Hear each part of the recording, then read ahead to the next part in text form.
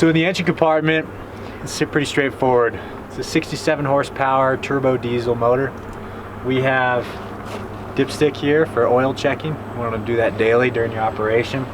This is the secondary filter. It has a drain port here and an air bleed off on top.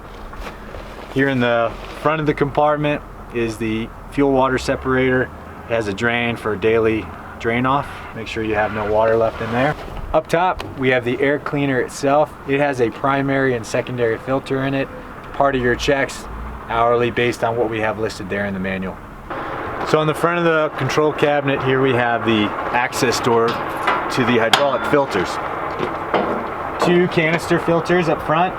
There's an indicator on the filter housing itself that represents how much back pressure is resulting because of the canister blockage. So with the machine running and both belts spinning, you can open this door and get a visual on that indicator. If you start to fall into the red zone, you know that your canisters have clogged up and it's time to swap them out. It's just as simple as shutting the machine down, tagging it out, and then rotating the canisters off, swapping them out for new, putting oil into the canisters prior to putting them up into place, and then fire the machine up and you're back on your way.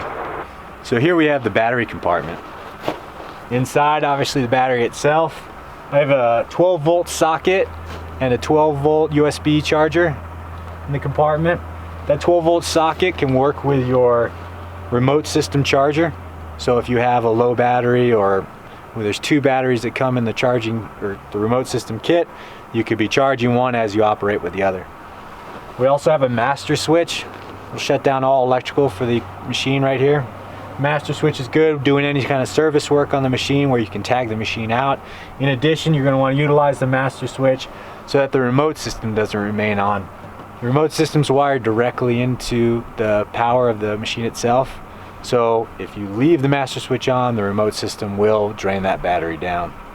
And then finally we have the fuse compartment. That has all the fuses and relays for the machine, all condensed in this single module. So if you have an issue with electrical, this is the right place to start.